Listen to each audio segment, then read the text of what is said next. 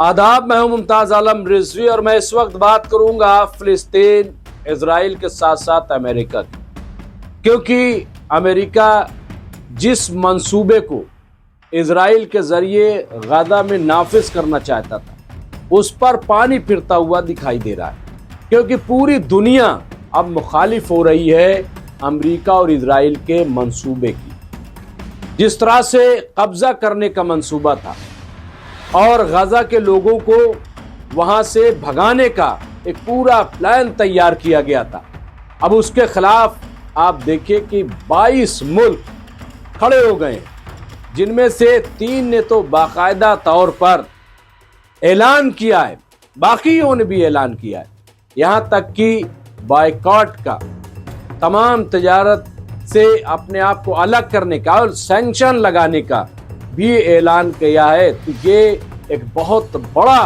Achievement कह लीजिए या ये कह लीजिए कि फिलिस्तीनियों ने जो कुर्बानी पेश की है वो अब रंग ला रही है। उसका नतीजा क्या है? आप देखिए कि सिर्फ ये नहीं कि कनाडा, फ्रांस और बरतानिया, बल्कि और यूरोपीय ममालिक, उसका नतीजा ये है कि अब अमेरिका अपने आप को पीछे कर रहा है। अब अमेरिका अपने आप से ये बात कह रहा है कि नहीं, ऐसा कुछ भी नहीं है, हम 10 लाख जो गाजा के लोग हैं लीबिया नहीं भेज रहे हैं, सफाई पेश कर रहा है। बल्कि खबर तो ये आ रही है कि अब अमेरिका जो है वो फोन कर रहा है बार बार इजराइल को कि इसे रोक दो, इसे रोक दो। अब देखना यह है कि नेतन्याहू मानते या नहीं मानते, लेकिन ये सच है कि न सिर्फ ये कि अवामी एहतजाजी मुजाहरे हो रहे हैं, बल्कि अब हुकूमतें भी और ख़ास तौर से यूरोपीय ममालिक वो खुलकर सामने आ रहे हैं। लेकिन अफसोस की बात यह है कि अब भी अरब ममालिक, मुस्लिम ममालिक वो खामोश तमाशाई बने हुए, अभी भी उनके सर पर जू नहीं रेंग रही। इसी मसले पर हमने शौकत भारती, जो हमारे एक्सपर्ट हैं, उनसे हमने बात की और कहा कि क्या ये कभी बेदार होंगे, क्यों ये बेदार नहीं हो रहे, क्यों ये नहीं बोल रहे हैं, क्या मकसद क्या, और क्या अमेरिका पर भरोसा किया जा सकता है? जिस तरह से बयान आया है, सफाई पेश की गई है कि हम किसी को गाजा से निकालने नहीं जा रहे हैं, क्या सच्चाई से पूरे मसले पर हमने जायजा लिया और ये बात की है कि क्या ये जो इनका मिशन है, इनका प्रोग्राम है, ये रुकेगा और क्या अरब कभी बोलेंगे। सुनिए इस पर शौकत भारती साहब ने क्या जवाब दिया, और बहुत मानाखेज जवाब दिया है जो सुनने से ताल्लुक रखता है। बिल्कुल ताजा उनका ये बयान पेश खिदमत है, सुनिए।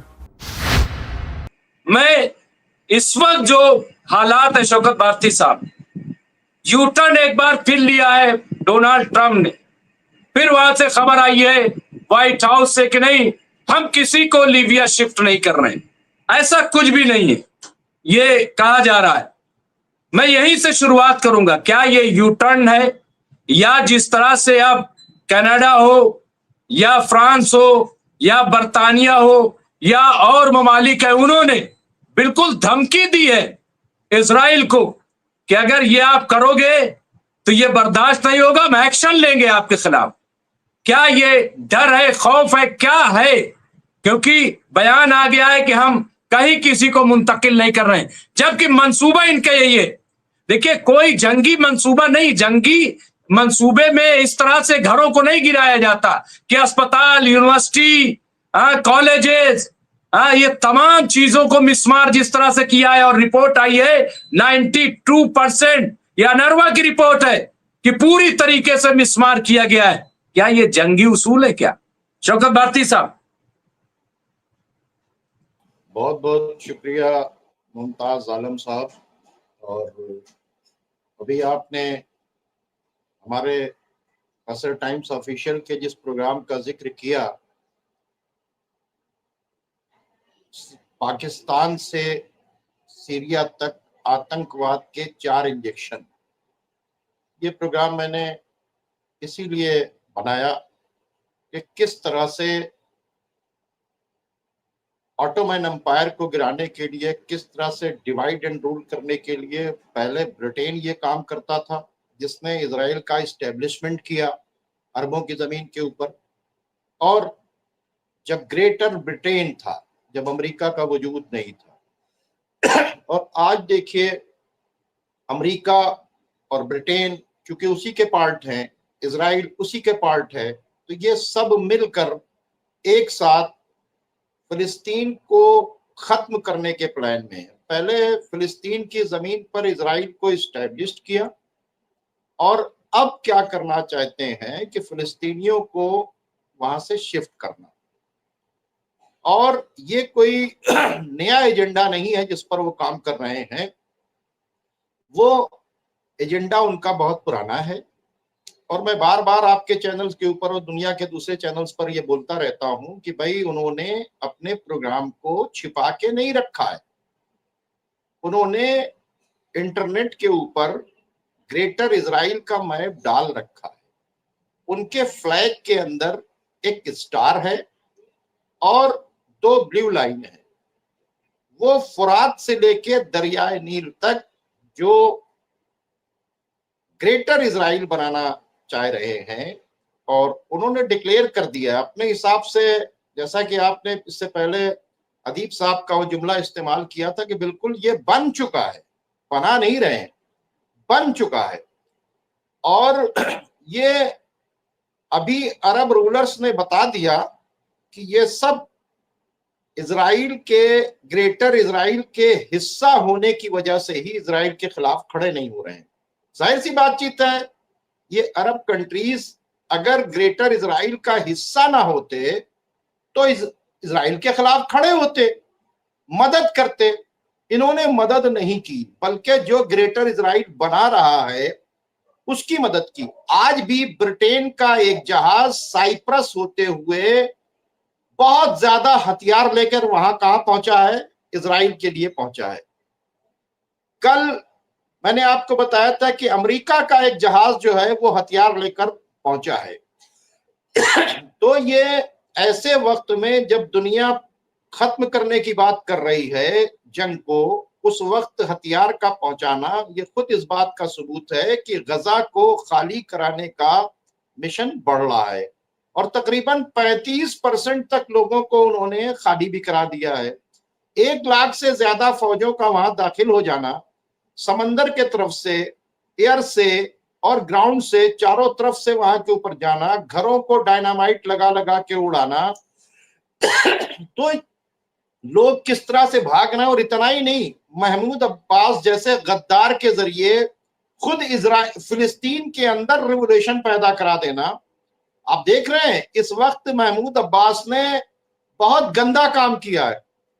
एक तो पहले उन्होंने कहा था कि इन हमास के कुत्तों को हथियार रख देना चाहिए, फिर इन्होंने कहा हमास की वजह से सब कुछ है, और अब इन्होंने फिलिस्तीन के अंदर एक प्रोटेस्ट शुरू करवा दिया है कि हमारी प्रॉब्लम की जड़ हमास है। यानी अंदर से इन्होंने एक रिवोल्यूशन जाहिर सी बातचीत है कि जब 1 मिनट में पानी पी लूं। जी बिल्कुल बिल्कुल शौकत अब भाई। आप सोचिए कि जब खाना नहीं है, पानी नहीं है, और फिर लगातार ये कहा जा रहा है कि हम पर जो ये जुल्म बढ़ रहे हैं, अगर हमास हथियार रख दे तो ये खत्म हो जाए। तो महमूद अब्बास अपने इस मकसद के अंदर कामयाब हो गया है, और उसने अंदर से फिलिस्तीनियों में, अब भूखे क्या करें भाई, हमेशा एक तरह के लोग नहीं होते। कुछ लोगों में बर्दाश्त करने की ताकत होती है, कुछ लोगों में बर्दाश्त करने की ताकत नहीं होती है। जैसे कि आप देखें कि कूफे में बहुत से लोग इमाम जनाब मुस्लिम के साथ खड़े हुए थे, लेकिन जब इब्ने ज़ियाद ने आकर जुल्म करना शुरू किया तो बहुत से लोग टूट गए, यहां तक कि औरतें अपने अपने मर्दों को पकड़ के लेकर चली गई। हालात ये हैं कि ना घर है, ना छत है, ना स्कूल है, ना हॉस्पिटल है, ना खाना है। ऐसी पोजीशन के अंदर इनको क्या कहा जाए, ये खुदा इसको गारत करे महमूद अब्बास को, कि इस महमूद अब्बास ने वहां इजराइल फिलिस्तीन के अंदर रिवोल्यूशन खड़ा कर दिया। किसके खिलाफ? हमास के खिलाफ। अब क्या करेगा? ये मुखबरी देगा हमास वालों की, ठीक है, जैसे हिजबुल्लाह की मुखबरी देकर अंदर से वहां के ऊपर मारा गया। ये सब जो हैं उसके टूल हैं। और ये भी क्या चाहता है महमूद अब्बास कि जब सब खत्म हो जाए तो हम ग्रेटर इजराइल के तौर के ऊपर फिलिस्तीनियों के एक लीडर बनकर इजराइल का पार्ट बनकर रहे। तो ये सब ग्रेटर इजराइल एक्सेप्ट कर चुके हैं जनाबे वाला। और ये जो ट्रम्प की बातचीत है, ट्रम्प के बयान का तो कोई भरोसा नहीं, ट्रम्प तो बहुत बड़ा झूठा है। उसका क्या कहना, ईरान को लेटर नहीं दिया इसने, ईरान में लेटर नहीं पहुंचा, इसने झूठ बोला कि मैंने ईरान को लेटर लिखा। ईरान के प्राइम मिनिस्टर ने भी इस बात को कहा, फॉरेन मिनिस्टर ने भी कहा। अब क्या बता रहा, मैंने लेटर भेज दिया। और बयान क्या कर रहा है, बयान दे रहा है कि जीरो टॉलरेंस, जिस पर जो है खामनाई साहब ने बहुत सख्त बयान दिया है और ये कहा है कि हमको ये सारी चीजें पहले ही मालूम था और ये हमको डिक्टेशन बंद कर दें। ईरान किसी की सुनता उनता नहीं है और हम पूरी तरीके से तैयार हैं। और जो अभी कतर के क्या नाम है वजीर आजम वहां के ऊपर पहुंचे, कतर के जनाब रहबर लीडर्स जो है वहां के ऊपर पहुंचे और उन्होंने जाके ट्रम्प का पैगाम लेके गए थे तेहरान के पास। क्या पैगाम लेके गए थे कि आप ट्रम्प की बातचीत मान ले। ओमान लेके जा रहा है तो समझ में आता है क्योंकि ओमान नेगोशिएटर की तरीके से जा सकता है, लेकिन ये किसको समझाने के लिए गए, ईरान को समझाने के लिए गए। ये वही कतर है कि जब इसकी हुकूमत के ऊपर सऊदी अरब ने कब्जा करना शुरू कर दिया था तो इसकी हुकूमत को बचाया किसने था, ईरान ने बचाया था। अगर ईरान ना होता तो ये कतर की सीट के ऊपर, कतर का बादशाह जो है कतर की सीट के ऊपर नहीं होता।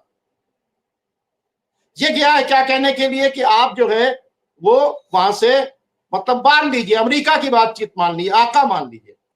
और बहुत सख्त बयान आया है कि हमको डिक्टेट करने की जरूरत नहीं है और हमको बताने की जरूरत नहीं, ईरान क्या करेगा क्या नहीं करेगा। दूसरी तरफ ईरान के जो आर्मी चीफ हैं उन्होंने क्लियर कट बयान दे दिया कि हम पूरी तरीके से तैयार हैं।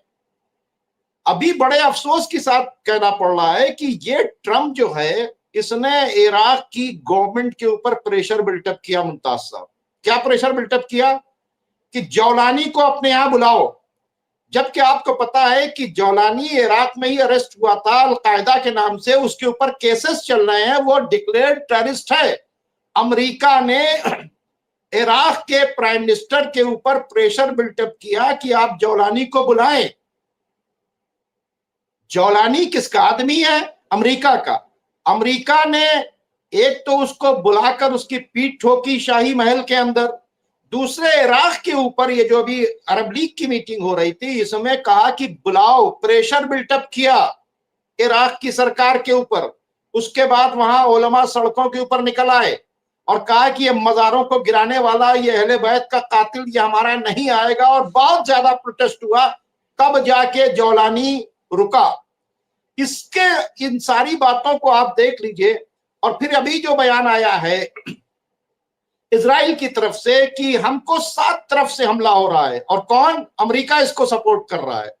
और कहा एक ही किचन है, शेफ एक ही है जो सबको सप्लाई कर रहा है, यानी मजलूम बनाकर पेश किया जा रहा है किसको, इजराइल को। भाई आप बताएं, पूरी दुनिया इजराइल से यह कह रही है कि तुम 1967 के 2 स्टेट पे चले जाओ, उसके बाद अगर तुम्हारे तरफ, अगर क्या नाम है फिलिस्तीन की तरफ से हमला होता है तो हम बोलेंगे। तुम ये चाहते हो कि हम कब्जा भी करें, हम खाली भी कराएं, हम कब तो गारतगरी भी करें। जिस तरह से अरब कंट्रीज हैं उसी तरीके से जो तुम्हारे गुलाम हैं, उसी तरीके से हिजबुल्लाह भी खामोश रहे, उसी तरीके से हौती भी खामोश रहे, उसी तरीके से ईरान भी खामोश रहे, उसी तरह से हजद शाबी भी खामोश रहे। है ये क्या मतलब है? मतलब ये है कि तुम जो चाहे जुल्म करते रहो, सब खामोश रहे, लेकिन सब जो है ये 22 अरब मुल्कों के तरीके से जलील नहीं है। कल ब्रिटेन की गवर्नमेंट, वो ब्रिटेन की गवर्नमेंट जो फिलिस्तीन के फेवर के अंदर शर्ट पहनने नहीं देती थी, फ्लैग लेने के लिए 6 लाख लोगों ने ब्रिटेन में सड़कों के ऊपर आकर प्रोटेस्ट किया है। स्वीडन के अंदर प्रोटेस्ट हुआ है। आप समझ रहे हैं बातचीत को? पूरी दुनिया ने अमेरिका के अंदर प्रोटेस्ट चल रहा है। सबके समझ में आ गया कि ये जो जेनोसाइड हो रहा है ये अमेरिका ही करा रहा है, कोई और नहीं करा रहा है। और उनका मेन टारगेट ये है कि जिस तरह से आपको बता दें, इराक की भी जगह जो है वो ग्रेटर इजराइल में है। इराक भी इन्हें चाहिए, फुरात का इलाका भी इनको चाहिए, सीरिया इन्होंने ले लिया, अरब तैयार हैं, लेबनान सरेंडर हो चुका है, यूएई पूरे तरीके से साथ में है, सब तैयार है, सब ग्रेटर इजराइल की स्टेट बन चुके हैं, अनडिक्लेयर्ड। ये क्या है? Undeclared greater Israel. क्यों? ग्रेटर इजराइल के मतलब जैसा हम कर रहे हैं वैसा तुम करो, वैसा ये कर रहे हैं। और ट्रंप ने, जैसा कि आपने देखा, वार्निंग भी दी सऊदी अरब को वहीं के ऊपर कि आपको इब्राहिम अकॉर्ड के ऊपर तो आना है, अब ये फैसला कीजिए कि आप कब आएंगे, ये आपको फैसला करना है। यानी आप अगर देखें तो जो अदीब साहब ने कहा था, बिल्कुल सही कहा था, कि ग्रेटर इजराइल बन चुका है, यानी ऑफिशियली ये सारी चीजें कर चुके हैं। क्योंकि इराक की गवर्नमेंट के ऊपर भी बहुत जबरदस्त प्रेशर है, और इराक की गवर्नमेंट भी वो बार बार कह चुकी है अमेरिका से। अमेरिका कहता है दो महीने में हम निकल जाएंगे, आप देख लीजिए वो 2 महीना उसका पूरा ही नहीं होता। इसके मतलब इराक के अंदर भी जो सरकार बैठी हुई है, कहीं ना कहीं उसके भी लोग अमेरिका के प्रो अमेरिका हैं। ये तो ईरान का डर है, ये तो वहां के ऊपर की जो उलमा है उनका डर है, वहां के ऊर हद्दुश्शाबी है, इसके वजह से ये नहीं जा रहे। अब अगला मामला जो है वो इराक की तरफ बढ़ना है, और यकीन मानिए मुमताज साहब, इस वक्त 500 ट्रक पर डे की जरूरत है वहां के ऊपर। अगर खाना नहीं पहुंचेगा तो सब खत्म हो जाएगा। अब कितने लोग मारे जा रहे हैं कुछ पता नहीं चल रहा है। वहां पर जो रिपोर्टिंग कर रहे हैं उनको भी मारा जा रहा है। इंटरनेशनल मीडिया वहां के ऊपर कोई पहुंच नहीं रहा है। जो आपको खबरें मिल जा रही हैं, अल जजीरा से मिल जा रही हैं, अल मायदीन से मिल जा रही हैं, अल मनार से मिल जा रही हैं, प्रेस से मिल जा रही हैं, एक्चुअली ये जो आपको हम लोग जो इन लोगों के स्टेटमेंट्स हैं जो जाके दे रहे हैं, जो वहां के ऊपर बोल रहे हैं, उसको ही तज्जिया करके हम लोग सारी चीजों को निकाल रहे हैं। हकीकत यह है कि इजराइल के जुल्म का 1% भी हम लोगों तक नहीं पहुंच रहा है। यह सबसे बड़ी बात है।